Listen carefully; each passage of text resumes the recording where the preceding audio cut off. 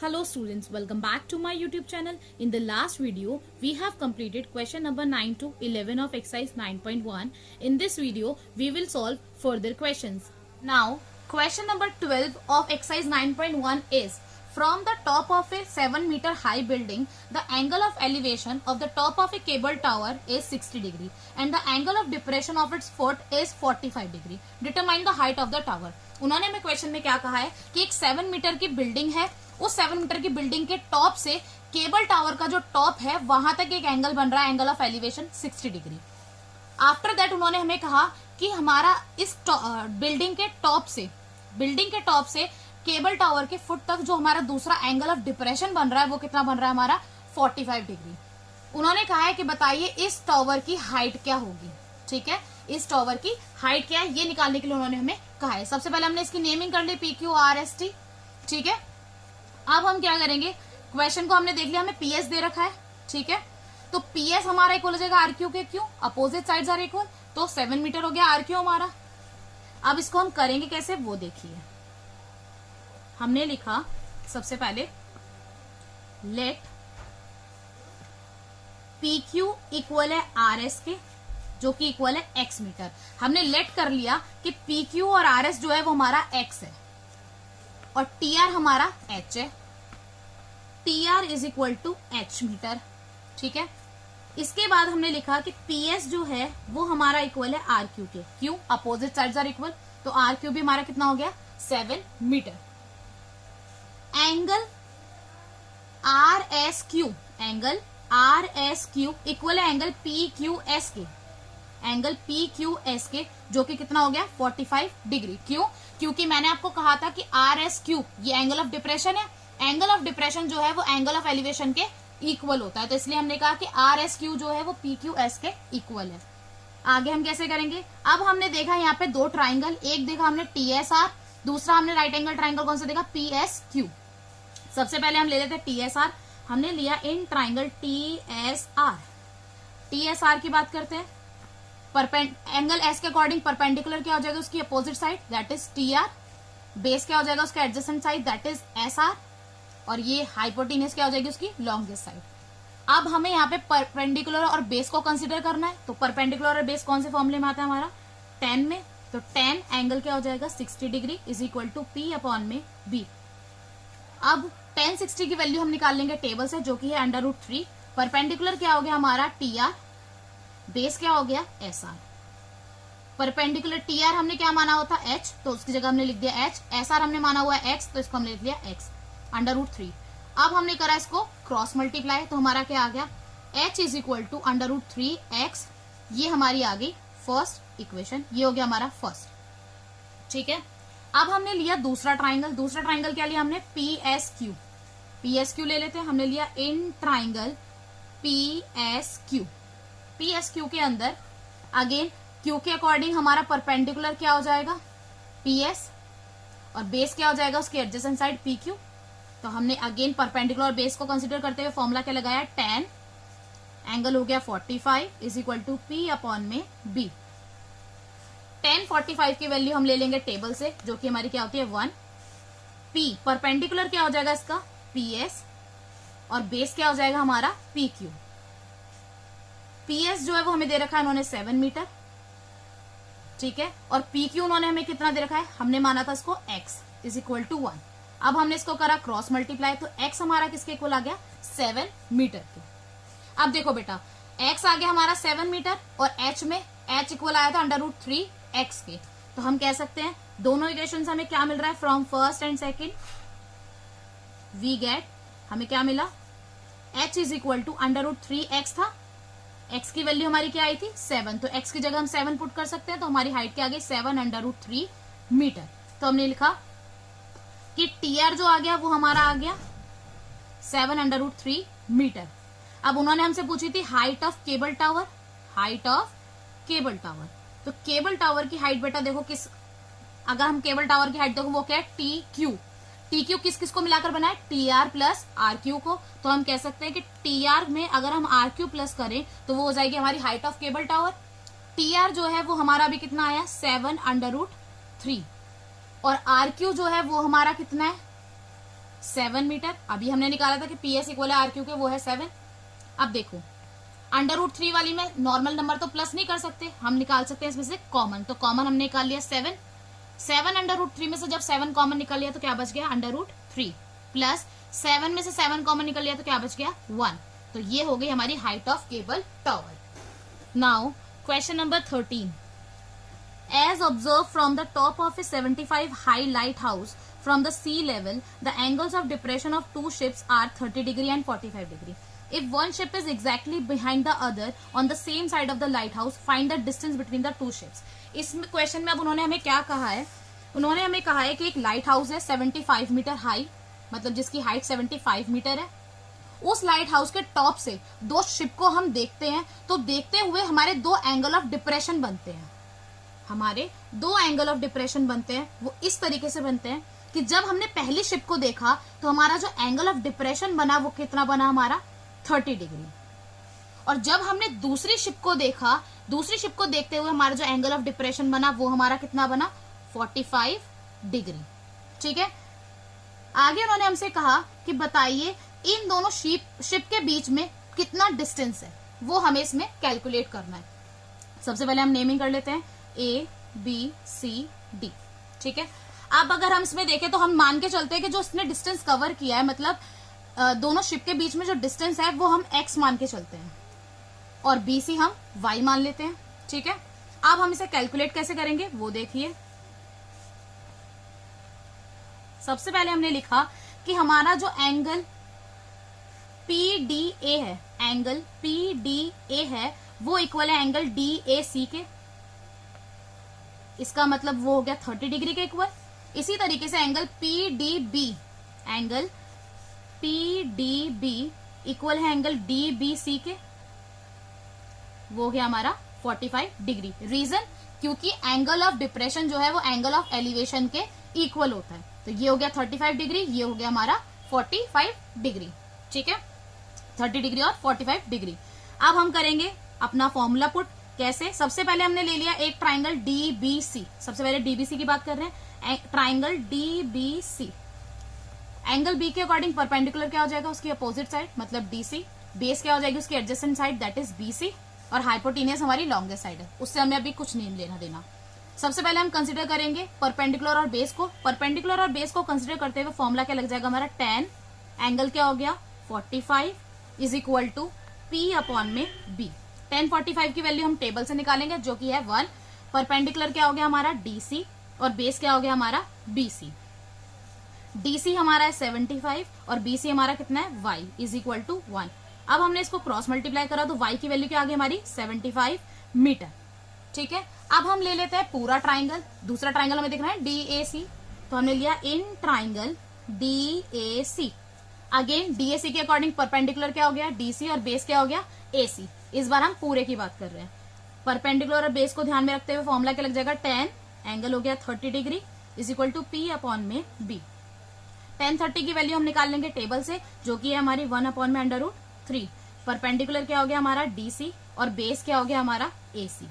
ठीक है, अब DC की वैल्यू हमारी कितनी थी 75 और AC हमारा कितना है, AC को अगर हम देखें तो दोनों को मिलाकर बन रहा है मतलब x प्लस वाई, तो हमने लिखा AC की जगह x plus y upon is equal to 1 upon में √3। अब हमने करा इसको क्रॉस मल्टीप्लाई। जब हमने इसे क्रॉस मल्टीप्लाई किया तो 1 से x प्लस वाई को इंटू करने पे क्या आया, x plus y is equal to 75 को √3 से किया तो 75 √3। अभी हमने ऊपर y की वैल्यू निकाली थी, तो y की वैल्यू कितनी आई थी 75, तो इसको हम पुट कर देंगे यहाँ पे। x प्लस वाई की वैल्यू कितनी आई थी 75 इज इक्वल टू 75 √3। अब 75 इक्वल टू के इधर की साइड प्लस में, तो दूसरी साइड जाके क्या हो जाएगा माइनस, तो हमने लिखा x is equal to 75 √3 minus 75। अब बेटा √3 वाली में से हम नॉर्मल नंबर को माइनस तो नहीं कर सकते, तो हमें क्या करना पड़ेगा, इसमें कॉमन निकालना पड़ेगा। कॉमन निकाला हमने 75, ब्रैकेट में बचा √3 माइनस 1 मीटर। तो हमारा जो डिस्टेंस है हमारा दो शिप के बीच में वो कितना है 75 ब्रैकेट में √3 माइनस 1। तो हमने लिखा so distance between two ships is 75 bracket √3 minus 1 meter. Now question number 14, A 1.2 meter tall girl spots a balloon moving with the wind in a horizontal line at a height of 88.2 meter from the ground. The angle of elevation of the balloon from the eyes of the girl at any instant is 60 degree. After some time, the angle of elevation reduces to 30 degree. Find the distance traveled by the balloon during the interval. उन्होंने हमें question में क्या कहा है बेटा कि एक लड़की है जिसकी हाइट कितनी है 1.2 मीटर, उसने हवा में उड़ते हुए एक बलून को देखा। जब उसने बलून को देखा तो एंगल ऑफ एलिवेशन हमारा बना 60 डिग्री। थोड़ी देर बाद जब उसने उस बलून को दोबारा देखा तो उसका जो एंगल ऑफ एलिवेशन है वो हमारा 60 डिग्री से कितना हो गया 30 डिग्री। बलून जो है वो ग्राउंड से 88.2 मीटर की हाइट पर उड़ रहा है, ये उन्होंने हमें क्वेश्चन में बताया है। उसके बाद उन्होंने हमसे ये पूछा है कि ये बताओ कि जब उसने पहले देखा था बलून को और जब दूसरी बार देखा इतनी देर में बलून ने कितना डिस्टेंस ट्रेवल किया है, ये हमें बताना है कि बलून ने कितना डिस्टेंस ट्रेवल किया है। अब हम इसे करेंगे कैसे, सबसे पहले हमने बना लिया डायग्राम। डायग्राम बनाने के बाद अब हमसे सॉल्व कैसे करेंगे कि हमने कहा AS जो है वो इक्वल है RC के 1.2 मीटर, क्यों, क्योंकि अपोजिट साइड्स आर इक्वल। अब हमने कहा कि QC को हम कैसे निकालेंगे, क्योंकि उन्होंने कहा था कि QR हमारा कितना है 88.2 मीटर। तो हमने कहा QC निकालने के लिए हमें क्या करना पड़ेगा, QR में से हमने माइनस करना पड़ेगा RC को। QR है हमारा 88.2 मीटर, माइनस करा RC हमारा कितना आया था 1.2 मीटर, माइनस करा तो कितना आया 87 मीटर। तो QC हमारा हो गया 87 मीटर। अब हमने कहा कि QC जो है वो हमारा इक्वल है PB के, QC इक्वल है PB के, तो वो भी कितना हो गया 87 मीटर। ये भी हमारा कितना हो गया 87 मीटर। हमने लेट कर लिया, लेट किया कि AB जो है वो हमारा है X के equal. Let AB is equal to X and BC is equal to Y। BC जो है वो हमारा Y है, ये हमने लेट कर लिया। अब हमें यहाँ पे दिख रहे हैं दो ट्राइंगल, एक दिख रहा है ट्राइंगल APB और दूसरा दिख रहा है ट्राइंगल AQC। इसी की मदद से हम सॉल्व करेंगे। सबसे पहले हमने लिया इन ट्राइंगल APB की बात करते हैं। एंगल A के अकॉर्डिंग परपेंडिकुलर क्या हो जाएगा PB और बेस क्या हो जाएगी उसकी एडजेसेंट साइड AB। तो अब हमने करा परपेंडिकुलर और बेस को कंसिडर करते हुए फॉर्मूला क्या लगाया हमने, tan एंगल हो गया 60 degree is equal to P upon में B। 60 डिग्री की वैल्यू हम निकाल लेंगे टेबल से, √3 हो गई। परपेंडिकुलर क्या था हमारा PB और बेस क्या है हमारा AB। PB की वैल्यू हमारी कितनी देखिए 87 अभी हमने निकाली थी, और AB हमारा कितना है X। हमने AB को क्या लेट किया हुआ है X। अब हमने इसको करा क्रॉस मल्टीप्लाई करने पे क्या हुआ 87 इज इक्वल टू क्या हो गया, X को जब √3 से किया तो कितना आया √3X। X के √3 मल्टीप्लाई में है तो दूसरी साइड जाके क्या होगा डिवाइड, तो हमने लिखा X is equal to 87 divide by √3। अब नीचे हम कभी भी स्क्वायर रूट की वैल्यू नहीं छोड़ते, तो हमें क्या करना पड़ेगा इसको रैशनलाइज जो हमने से किया तो हमारी वैल्यू क्या आई 87 √3 अपॉन में 3।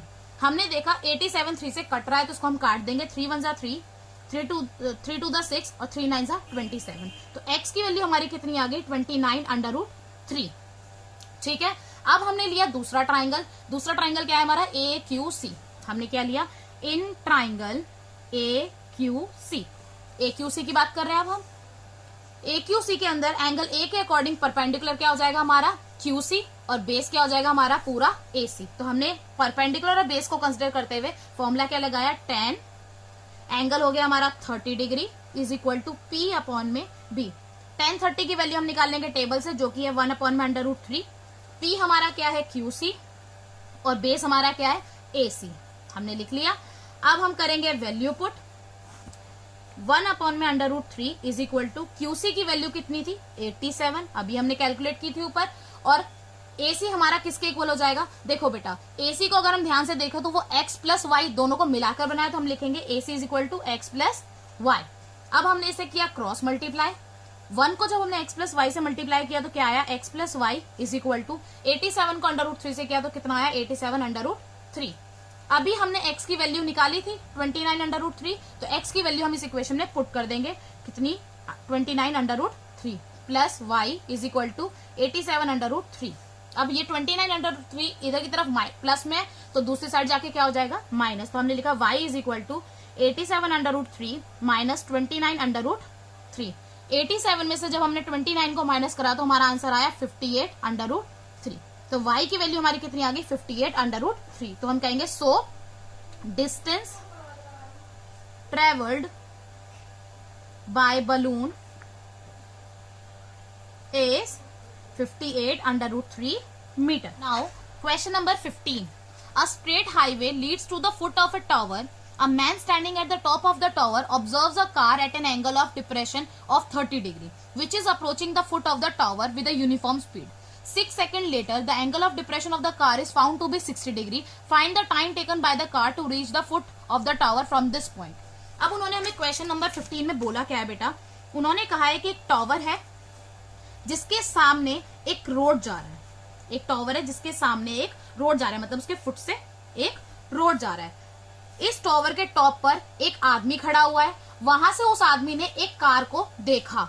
जब उस आदमी ने उस कार को देखा तो हमारा जो एंगल ऑफ डिप्रेशन बन रहा था वो हमारा कितना बन रहा था, 30 डिग्री। तब हमारा एंगल ऑफ डिप्रेशन क्या बन रहा था, 30 डिग्री। इस पॉइंट पे कार को देखते हुए 6 सेकंड बाद जब उसने दोबारा देखा, 6 सेकंड बाद जब उसने उस कार को दोबारा देखा तो हमारा जो एंगल ऑफ डिप्रेशन बना वो कितना बन गया, 60 डिग्री। आगे उन्होंने हमसे क्वेश्चन में पूछा है कि ये बताओ इस कार को इस पॉइंट से टावर के फुट तक पहुंचने में कितना टाइम लगेगा। उन्होंने क्या कहा है कि इस कार को इस पॉइंट पे से टावर के फुट तक जाने में कितना टाइम लगेगा, ये हमें इसमें बताना है। अब बेटा इसमें देखो, ना तो हाइट का पूछा ना डिस्टेंस का पूछा, उन्होंने पूछा टाइम का। जब हम बात करते हैं टाइम की तो हमें एक फॉर्मूला हमेशा याद रहना चाहिए, किस चीज का, वो होता है डिस्टेंस इज इक्वल टू, क्या याद होना चाहिए, distance is equal to speed into time.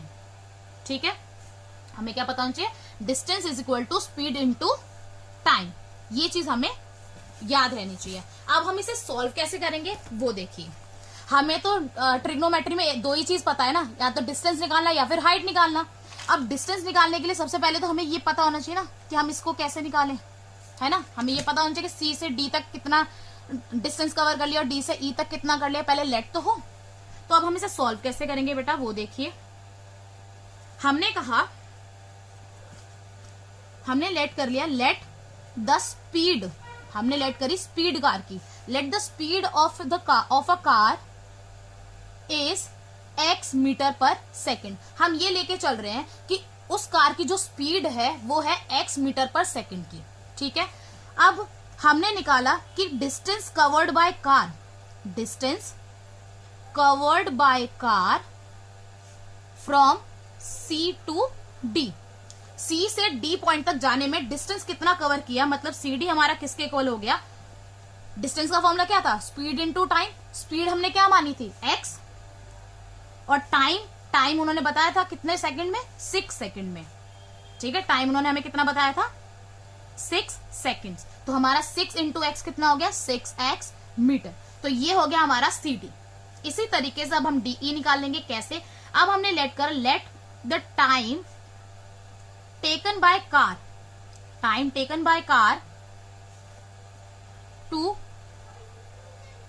Cover the distance DE is T। हमने ये लेट कर लिया कि इस कार ने D पॉइंट से E पॉइंट तक जाने में जो डिस्टेंस कवर किया है DE, उसमें टाइम कितना लिया है, T टाइम लिया है। ठीक है, ये हमने लेट कर लिया। तो अब हम डिस्टेंस निकाल लेंगे। डिस्टेंस कितना हो जाएगा, DE is equal to, formula क्या था, स्पीड इनटू टाइम। स्पीड हमने क्या लेट करी थी, x, तो हमने लिखा x इनटू टाइम। अभी हमने क्या लेट किया, t, क्योंकि इसमें हमें टाइम नहीं बता रखा ना यहाँ पे, तो हमें टाइम तो निकालना ही है, तो हमने उसको t लेट कर लिया। तो DE हमारा किसके इक्वल हो गया, x इंटू टी मीटर। ठीक है, x इंटू टी मीटर, ये आ गया हमारा। अब तो हमारे पास देखो सिंपल हो गया, DE हो गया xt और CD हो गया हमारा 6x। ठीक है, ये हमारा नॉर्मल हो गया। अब हमें क्या करना है, AE को हमने लेट कर लिया h, लेट करिए, let AE is equal to h। अब हमें ट्रिग्नो के फॉर्मूले लगाने हैं। बस ट्रिग्नो के फॉर्मूले कैसे लगाएंगे, हमने लिया एंगल ऑफ एलिवेशन हमेशा इक्वल होता है एंगल ऑफ डिप्रेशन के, तो हमारा एंगल PAC इक्वल हो गया एंगल ACE के, एंगल PAC इक्वल है एंगल ACE के। तो ये हमारा कितना हो गया, 30 डिग्री। ठीक है, इसी तरीके से एंगल PAD इक्वल हो गया एंगल ADE के, तो ये हो गया हमारा 60 डिग्री। अब बेटा इसमें हमें दो ट्राइंगल दिख रहे हैं, एक दिख रहा है ट्राइंगल ADE और दूसरा राइट एंगल ट्राइंगल कौन सा दिख रहा है, ACE। ठीक है, दो ट्राइंगल हो गए। तो हमने लिया इन ट्राइंगल ADE, परपेंडिकुलर क्या हो जाएगा, उसकी अपोजिट साइड AE और बेस क्या हो जाएगी, उसकी एडजेसेंट साइड DE। ठीक है, परपेंडिकुलर और बेस को ध्यान में रखते हुए फॉर्मूला क्या लग जाएगा, tan 60 is equal to P upon में B। tan 60 की वैल्यू हम निकाल लेंगे टेबल से, जो है हमारी √3। परपेंडिकुलर क्या हो गया हमारा AE और बेस क्या हो गया हमारा DE। अब हमने क्या करा, √3 इज इक्वल टू AE की वैल्यू हमारी क्या थी, H हमने माना था, तो हमने AE की जगह लिख दिया H, और DE हमने क्या निकाला था अभी, XT, तो DE की वैल्यू क्या आई थी, XT, हमने कर लिया XT। अब हम करेंगे इसे क्रॉस मल्टीप्लाई करने पर क्या हुआ, √3 को जब हमने XT से मल्टीप्लाई करा तो कितना है, √3 XT is equal to H। ये आ गई हमारी फर्स्ट इक्वेशन। अब हमने ले लिया दूसरा ट्राइंगल, इन ट्राइंगल ACE, पूरा ट्राइंगल ले लेते हैं ACE। एंगल C के अकॉर्डिंग परपेंडिकुलर क्या हो जाएगा, AE और बेस क्या हो जाएगा, CE। तो हमने लिया ट्राइंगल ACE। अगेन परपेंडिकुलर और बेस को ध्यान में रखते हुए फॉर्मूला क्या लगाना पड़ेगा, tan, एंगल हो गया हमारा 30 डिग्री, एंगल क्या हो गया 30 degree is equal to P upon में B। tan 30 की वैल्यू हम निकालेंगे टेबल से, जो कि है 1 अपॉन में √3। परपेंडिकुलर क्या हो गया हमारा AE, तो हमने लिखा AE। बेस हमारा क्या हो गया, बेस इसमें हमारा क्या हो गया, CE, पूरा हो गया, तो हमने लिखा CE। अब AE को हमने लेट क्या करा था, H, तो हमने लिख दिया H। CE को अगर हम देखें तो वो हमारा क्या होगा, CD प्लस DE, मतलब 6x प्लस XT, तो हमने यहाँ पे लिख दिया 6x plus XT is equal to 1 upon में √3। अब हमने करा इसे क्रॉस मल्टीप्लाई, 1 को जब हमने 6x प्लस XT से मल्टीप्लाई किया तो हमारा आंसर क्या है, 6x प्लस XT। √3 को H से किया तो कितना आया, √3H। अभी हमने फर्स्ट इक्वेशन में H की वैल्यू क्या निकाली थी, √3XT निकाली थी, तो यहाँ पे हम H की जगह पुट कर देंगे H की वैल्यू। तो अब हमने क्या करा, इसको हमने करा 6x plus XT is equal to √3 into H की वैल्यू क्या थी, √3XT। √3 को जब √3 से मल्टीप्लाई किया तो बेटा वैल्यू क्या हुई, 3XT हो गया। √3 को √3 से किया तो 3 हो गया, 3XT, 6x प्लस XT। अब ये हमारा XT जो है वो यहाँ पे प्लस में, तो दूसरी साइड जाके क्या होगा, माइनस। तो हमने क्या करा, इसको माइनस कर लिया, तो माइनस कर लेते हैं। 6x is equal to 3XT minus XT। 3x में XT में से XT को माइनस करेंगे, 1XT को माइनस करेंगे तो कितना आ जाएगा, 2XT is equal to 6x।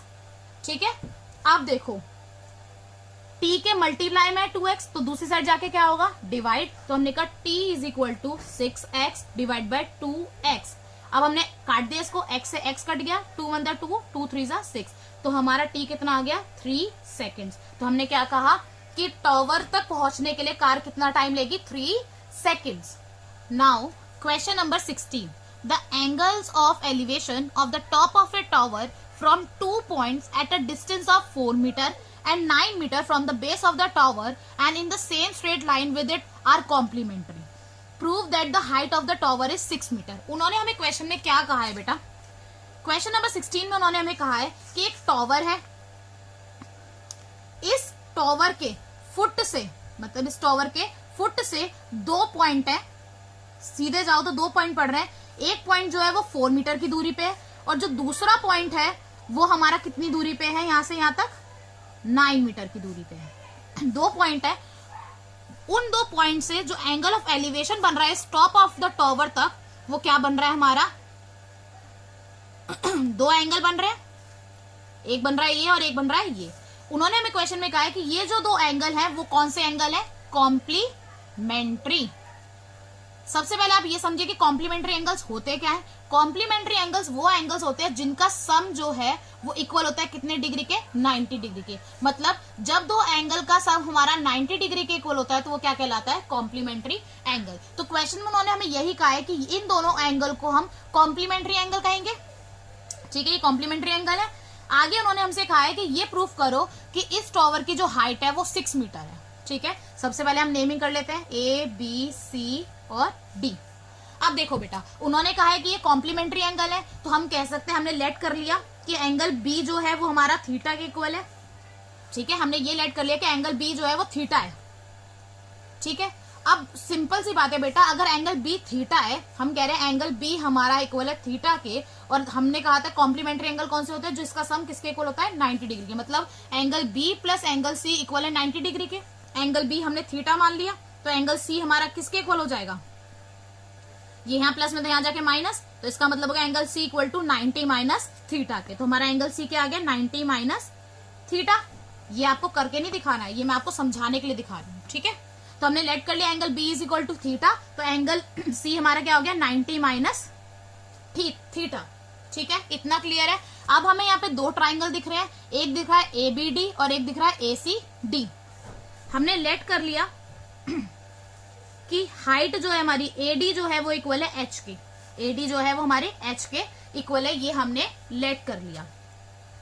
अब सॉल्यूशन कैसे करेंगे, हमने लिया इन ट्राइंगल ABD, ABD की बात करते हैं।